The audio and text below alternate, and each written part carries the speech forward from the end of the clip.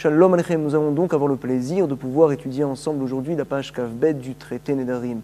Nous avions vu au verso de la page Kaf, 3 lignes avant la fin, qu'il y a 4 vœux particuliers, Nidre Zeruzin, Nidre Havai, Nidre Shgagot et Nidre Onassin, qui sont annulés de même, nous ont dit les Chachamim. À savoir, une personne qui veut vendre un objet, par exemple, c'est ce qu'on appelle Nidre Zeruzin, et il dit à l'acheteur, en aucun cas je ne baisserai de tel prix d'un cela, et donc j'en fais un vœu même.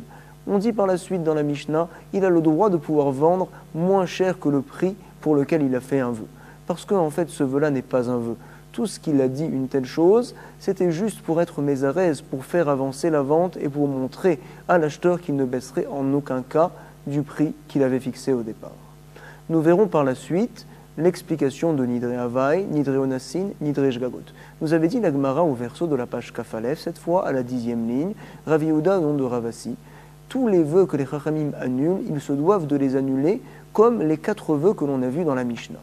À savoir, il y a donc 2 manières de pouvoir annuler un vœu. Tout d'abord, ce qu'on appelle une charata. Lorsque la personne regrette, si jamais je n'étais pas en colère, je n'aurais jamais pris sur moi de faire un tel vœu. Le Chacham, donc, va décider que le vœu sera annulé. Il y a quelque chose de beaucoup plus fort, c'est ce qu'on appelle un pétard, entre guillemets, une ouverture, une porte au vœu. C'est-à-dire, si jamais tu savais qu'il allait se passer telle et telle chose, est-ce que tu aurais pris sur toi de faire un tel vœu? La personne nous dira non. Et donc, on considère finalement que le vœu est entièrement, complètement annulé, comme s'il n'avait du reste jamais existé. Et justement, on vient nous dire Rav Yehuda au nom de Ravasi, les vœux doivent être annulés par les Chachamim de cette manière-là, un pétard et non pas une charata, et donc les Chachamim par là même feront en sorte que le vœu est entièrement, complètement effacé, il n'a jamais existé, comme du reste les 4 vœux que l'on a vus dans la Mishnah. La Gemara nous avait rapporté d'autres Amora qui ne sont pas d'accord. Ils pensent qu'une charata, lorsque la personne regrette rétroactivement le vœu qu'il a fait, j'étais en colère par exemple, alors le vœu est en effet annulé. La Gemara nous avait rapporté l'exemple d'une dame qui avait fait un vœu et qui avait par là même interdit ses biens à sa fille. La Mora lui avait dit, si jamais tu savais que tes voisines allaient parler sur ta fille du fait que tu as fait un vœu sur elle, alors est-ce que tu aurais pris sur toi un tel vœu? Madame a dit non, et donc nous avait enseigné la Gemara, Vécharé, le vœu a été annulé. Nous sommes à la 3e ligne du recto de la page Kaf Bet, et nous allons voir maintenant le fils de la fille de Rabbi Yanaï Saba, l'ancien Rabbi Yanaï, qui est en l'occurrence ici le grand-père. Donc ce petit-fils-là est parti voir Rabbi Yanaï, Atalekame de Rabbi Yanaï Saba. Et il lui a dit, Amarle, Ilu have yadata de patrin pinkasecha ou memashmeshin beuvder. Donc le grand-père a dit, Rabbi Yanaï a dit à son petit-fils, dis-moi, si jamais tu savais que dans le ciel on ouvrait ton dossier lorsque tu prends sur toi un vœu, et que l'on vérifie par là même toutes tes actions, alors est-ce que tu aurais pris sur toi de faire un tel vœu? Dans les mots tout d'abord, Amarle, Ilu, si jamais, have yadata tu savais, des patrines pinkasser, que l'on ouvre ton dossier, ou mes mashmeshin beuvder, et que l'on vérifie tes actions. Alors, est-ce que tu aurais pris sur toi un vœu? Minadarta. Alors, il lui a répondu, Amarle, lo. Bien sûr que non, je n'aurais jamais pris sur moi de faire un tel vœu. Vécharé, Rabbi Yanaï a dit, le vœu est donc annulé. Pourquoi, précisément, on ouvre le dossier d'une personne dans le ciel lorsqu'il fait un vœu? Nous explique les Mefarshim, en fait cette personne-là se croit droite, se croit juste, se croit tzaddik, et donc il pense vraiment qu'il va accomplir par la suite toutes ces paroles. Tu penses que tu es juste et droit, tzaddik, on va donc ouvrir ton dossier et on va vérifier vraiment si tu es à la hauteur de tes paroles. Amar Rabbi Abba ma'ekra, d'où c'est qu'on apprend une telle chose, nous dit Rabbi Abba? On prend ça donc de Mishneh, nous a enseigné Shlomo Ameler, Ve'achar Nedarim, et après les vœux, les vaquers, on va visiter le dossier de la personne lorsqu'il fait des vœux.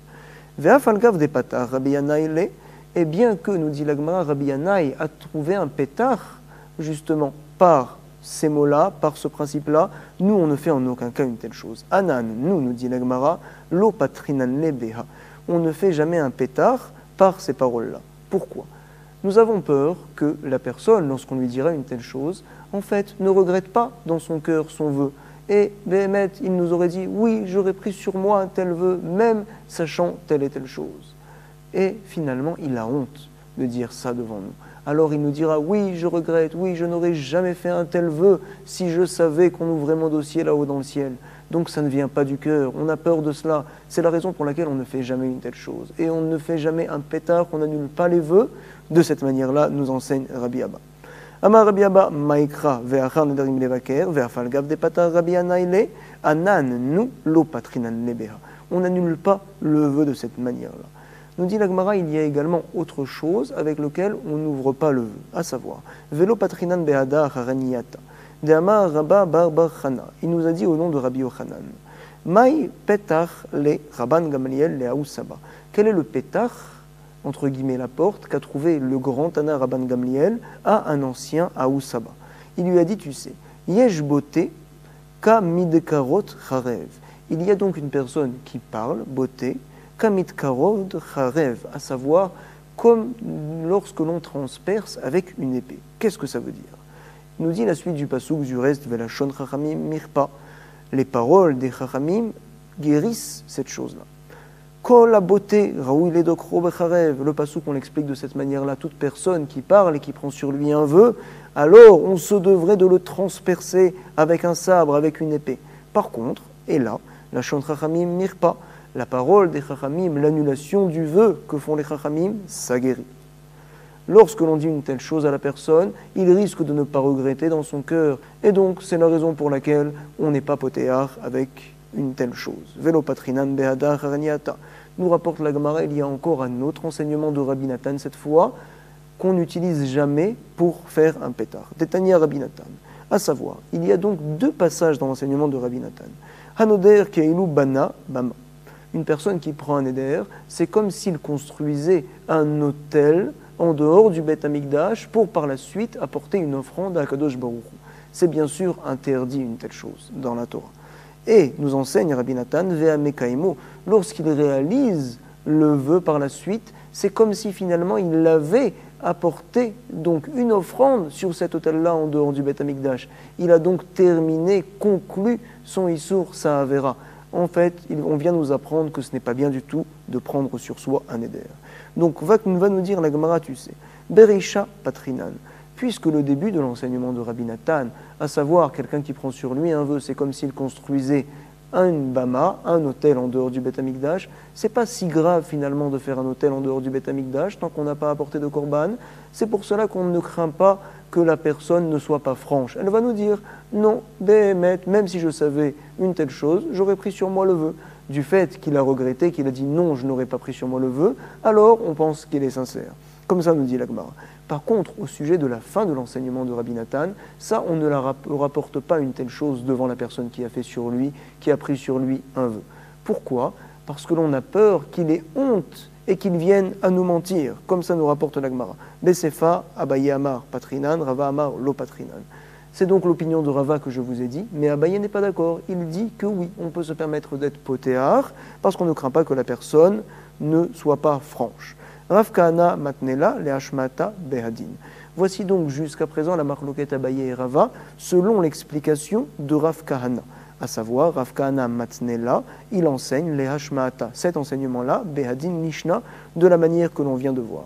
Rav Tivyomi, lui, enseigne la marloquette Abaye et Rava d'une manière différente. À savoir, matne achi. Besefa lo patrinan. Tout le monde est d'accord, à savoir la fin de l'enseignement de Rabbi Nathan, on ne le rapporte jamais devant une personne qui a fait un vœu parce qu'on craint vraiment que la personne ne soit pas franche. Par contre, au sujet du début de l'enseignement de Rabbi Nathan, puisque finalement c'est pas si grave de faire une bama tant qu'on n'a pas apporté de korban, donc à ce sujet-là on va avoir une marloquette. À savoir, Abaye Amar Patrinan, Abaye nous dit, oui, on peut utiliser ça en tant que pétard, la personne sera franche. Rava nous dit, non, on a peur, Rava Amar Lo Patrinan. Et nous enseigne la Gemara, Veilcheta, Lo Patrinan, Lo Bereisha, Velo Beisefa. La halacha, nous tenons que nous n'utilisons en tant que pétard ni le début de l'enseignement de Rabbi Nathan, ni bien sûr la fin. À savoir, le Chacham ne pourra en aucun cas rapporter l'enseignement de Rabbi Nathan pour faire en sorte que la personne dise « Ah, si je savais une telle chose, je n'aurais jamais pris sur moi de faire un vœu. » Nous sommes donc 12 lignes avant la fin des petites lignes recto de la page Kavbet, milieu de ligne du reste. Velo patrinan beha nami de Shmuel, de Amar Shmuel. L'enseignement de Shmuel, on ne l'utilise pas en tant que pétard lorsqu'une personne vient annuler son vœu. Que nous a dit Shmuel? Af'al pi shemekaimo nikra racha. une personne qui prend sur lui un vœu, bien qu'il réalise son vœu par la suite, il est considéré comme un rachat, comme un malhonnête, un malfaiteur incroyable.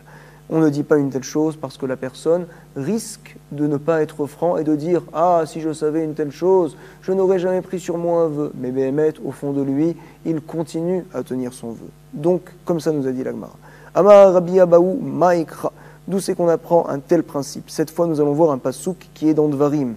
Kiterdal lindor, lohiye bechachet, nous dit la Torah, tu sais, si jamais tu te retiens de prendre sur toi des vœux, alors lohiye bechachet, tu n'auras pas de faute sur toi. Tu t'éviteras par la suite de faire des fautes. Veyalif, chadala, chadala. Comment donc on apprend de ce pasouk-là?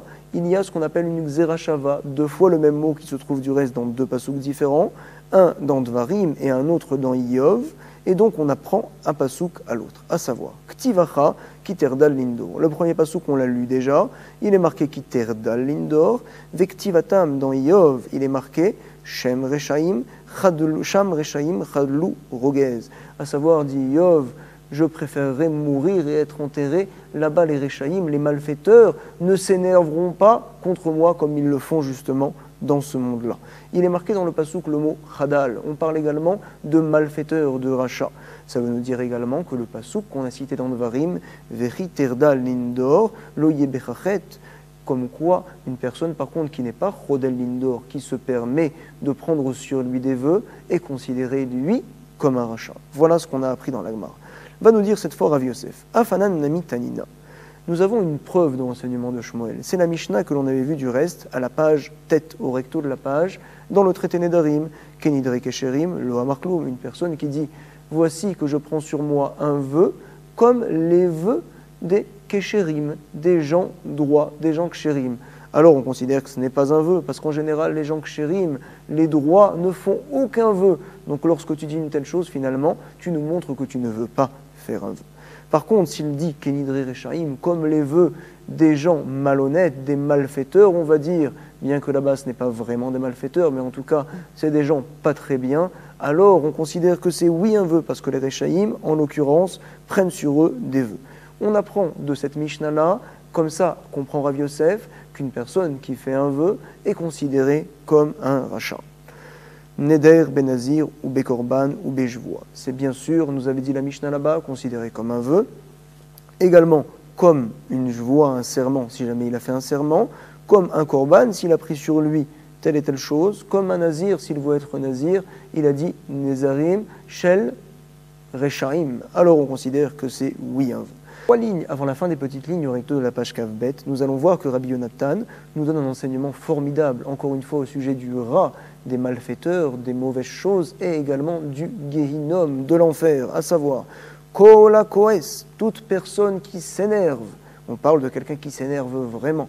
Alors, Kol Mine Gehinom Sholtilbo, toutes les forces du mal et de l'enfer viennent s'emparer de lui. Chez Nehemar, il est dit dans Kohelet, Veaser Kaas Minebecha, retire la colère de ton cœur, nous enseigne Shlomo Ameler, Ve'aver Rami Besarecha.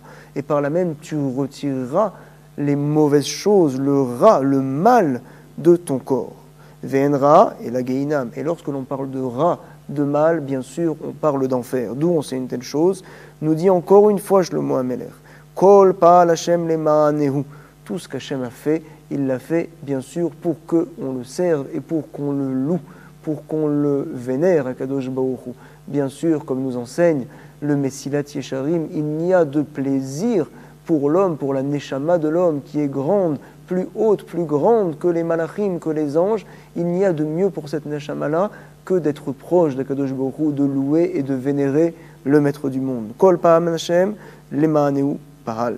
Vegam Racha, le Yom Ra. Et continue le pasouk et nous dit, tu sais également, Gam Racha, le malfaiteur, ira par la suite les Yom Ra dans un jour très mauvais, à savoir le Gehinom, et par là même ce sera un Kiddush Hashem, le nom d'Akadosh Baruch Hu, du Maître du monde, sera sanctifié.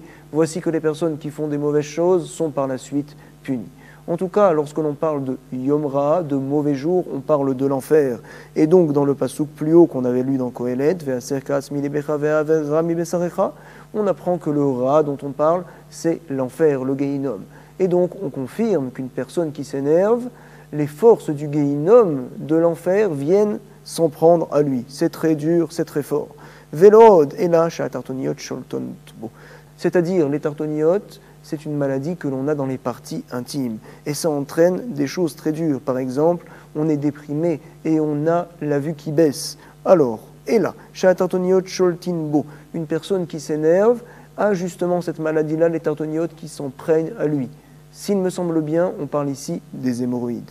Chez Nehemar, il est marqué dans Dvarim, Venatan Hashem lecha, Sham lev ragaz, Vikilayon enaim, Vedeavon nafesh. Akadosh Baruch Hu te donnera justement lèvres à gaz, un cœur énervé, et donc Vekilayon enaim, tes yeux vont voir moins bien, Kilayon, ils vont s'abîmer, Vedeavon nafesh, et tu vas donc déprimer. On voit qu'une personne, encore une fois, qui s'énerve, déprime et à la vue qui baisse.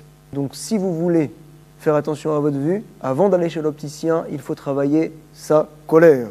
Ezeu davar shemekalet ha'enaim, vemad'iv et hanefesh, quelle est la chose, bien sûr, qui abîme les yeux et qui fait déprimer une personne? C'est les tartoniotes dont on a parlé. Ave Omer Elou tartoniotes. Nous sommes à la 4e grande ligne du réto de la page Kavbet et nous allons voir que Oula, une fois, lorsqu'il montait en Eretz Israël, Bemaske le'ar ade Israël, itlavule train bene Chuzai baade. Donc accompagné de juifs de la ville de Chuzai.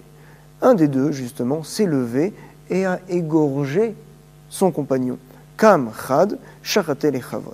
Par la suite, il a regardé le grand Amora Oula et il lui a demandé « Est-ce que c'est bien ce que j'ai fait ?» Amarle le Oula. Yehout avdi. Il lui a répondu « Oui. » Amarle in. Donc, puisque c'est bien, alors il a dit « Je vais même agrandir sa plaie et par là même le tuer. » Amarle in. Veparale bet ashrita. Il lui a donc agrandi la plaie et donc cette personne-là est morte encore plus rapidement. C'est sûr qu'il devait mourir, comme ça disent les Mefarshim, mais en tout cas, la mort a été accélérée du fait que Oula lui a dit « Oui, c'est bien ce que tu as fait ». Oula donc était inquiet. Il est parti voir Rabbi Yochanan en Eretz Israël, le grand Amora là-bas, qui a tel kamé de Rabbi Yochanan à Marley. Dilma chazve shalom irziki yede ovre avera. Peut-être que chazve shalom, j'ai donc été marzik, j'ai donc renforcé et aidé les gens qui font des avérotes. Je les poussais finalement à continuer à faire de telles choses et également à agrandir la plaie de la personne qui l'a tué. À Marley, voici la réponse de Rabbi Yochanan. Nafshecha itzalta, sache que tu avais devant toi une personne qui était en colère. Et cette personne-là aurait pu te tuer. Finalement, sache que c'est très bien ce que tu as fait. Tu as sauvé ta vie par là. Nafshecha itzalta. On voit donc la grandeur de la faute du kaas, s'énerver. On sait que le Harizal Akadosh nous enseigne ô combien il est grave d'être en colère, de s'énerver. On dit justement qu'une personne qui s'énerve, sa neshama s'en va et une autre neshama étrangère, un autre esprit étranger vient prendre la place du premier esprit, de la première neshama. Tamar Rabbi Yochanan nous dit l'Agmara. Rabbi Yochanan s'est étonné. Comment est-ce possible qu'une personne se soit énervée à tel point de tuer son prochain en Eretz Israël? Pourtant, il est marqué dans le passouk que l'on a vu plus haut, Venatan Hashem lecha shamlev ragaz. Akadosh Baruch Hu, là-bas, lorsqu'il t'enverra en Babylone, en dehors d'Eretz Israël, te donnera un cœur de colère, en colère. Et on apprend qu'en Eretz Israël, par contre, on a donc moins ce Yetzirah de la colère. C'est la question qu'avait Rabbi Yochanan. Amarle, Haou, Sha'ata, voici la réponse de Oula. Lo Avrinan Yardena. Au moment même où donc cette personne-là a égorgé son prochain, on n'avait toujours pas passé le Jourdain. Voici ce que nous dit l'Agmara. Nous sommes donc à la première ligne du verso de la page Kavbet et va nous rapporter Rabba Baravuna. Tu sais, Kol hakoes afilu shrina ena chashuva kenegdo. Toute personne qui s'énerve, même la shrina, même la présence divine, n'est pas importante à ses yeux. Incroyable. Comme ça nous rapporte l'Agmara. D'où c'est qu'on l'apprend? C'est David Ameller qui nous enseigne. Racha, Kegova, Po, une personne racha qui n'est pas droite, un malfaiteur, lorsque sa colère s'élève, Balidrosh, il ne recherche en aucun cas Kadosh Baruch Hu, En Elokim, Kol Mezimotav, toutes ses pensées, Kol Mezimotav, c'est de dire En Elokim, il n'y a pas Dieu, Dieu est loin, Dieu n'est pas là. Rabbi Yirmiyah Midifti, Amar, Meshaker Talmudo, incroyable, une personne qui s'énerve, alors il oublie l'étude de la Torah qu'il a si bien appris, qu'il a si bien révisé.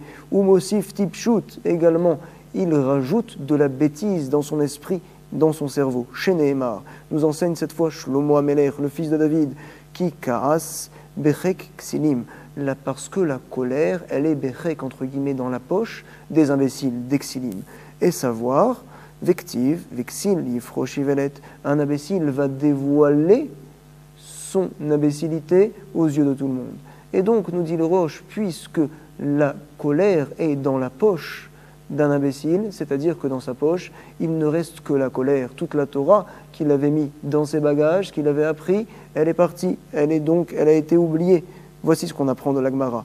Également, Mosif Tipshut, il rajoute à sa bêtise, il la dévoile également à tout le monde. Rav Nachman bar Yitzchak Amar, Beyadoua she'avonotav merubin misroyotav, une personne qui s'énerve, qui est en colère.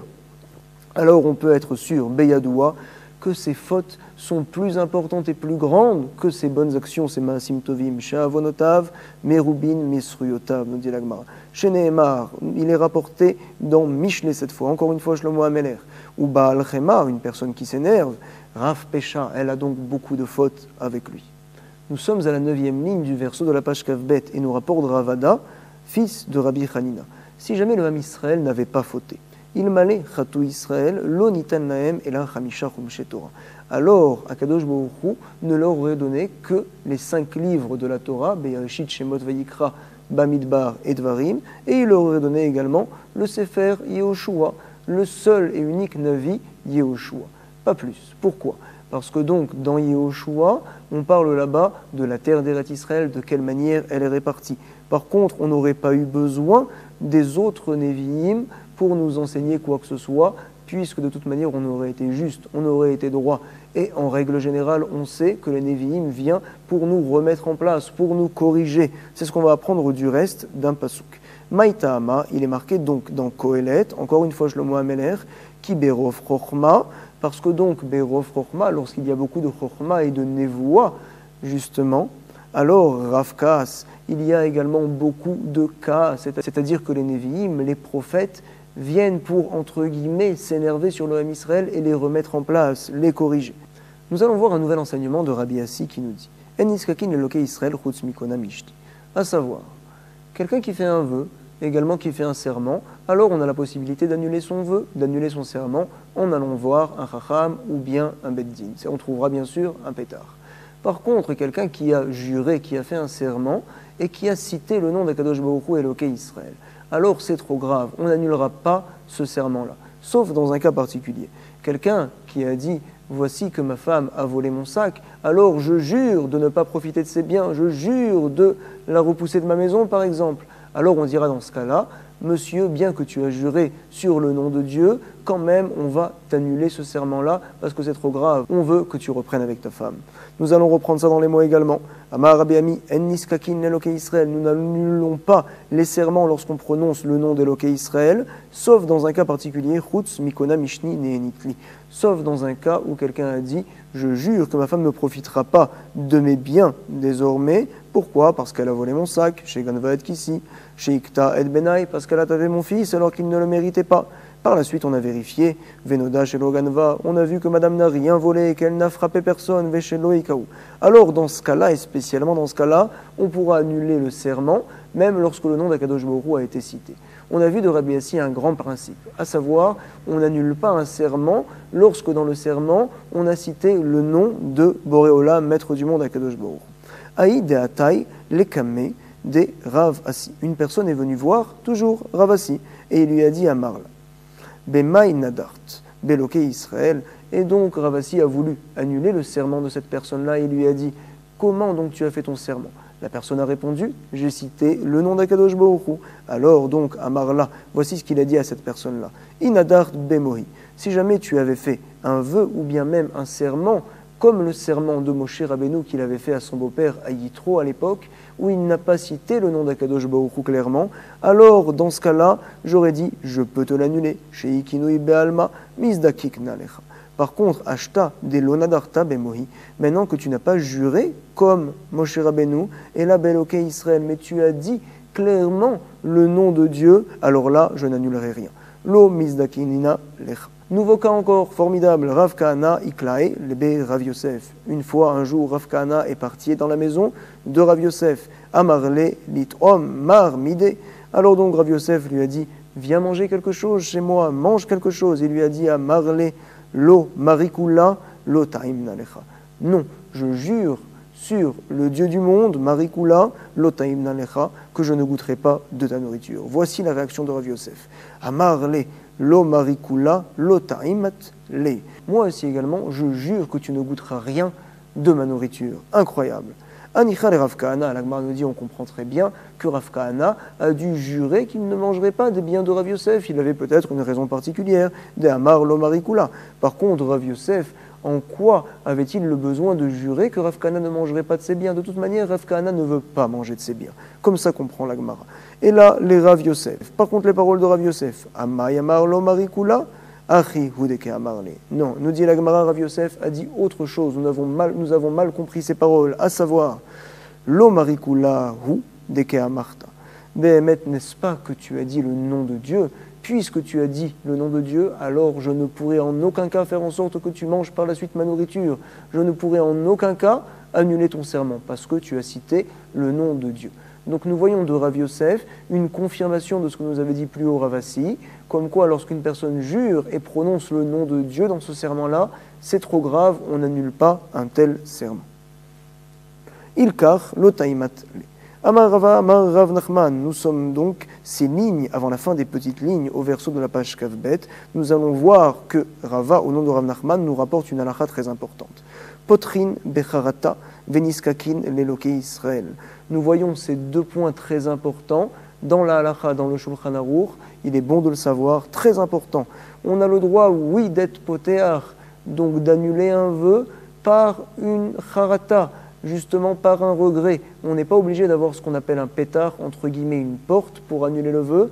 Un regret, ça sera suffisant pour annuler le vœu. Si jamais la personne nous dit « Ah, mais j'étais en colère, à ce moment-là, je regrette une telle action », on pourra donc annuler le vœu. Et nous rajoute également Rav Nachman, comme ça nous rapporte Rava, que même si, lorsqu'on a juré et on a cité le nom de Dieu, quand même, on peut annuler le vœu. Donc, contre l'enseignement de Ravasi et contre également ce que nous avait dit Rav Yosef. Mishtabachle Rava le Rav Nachman be Rav Sechora. Puisque l'on parle de Rava et de Rav Nachman, on parle également de vœux, de Nedarim, on va rapporter une histoire formidable.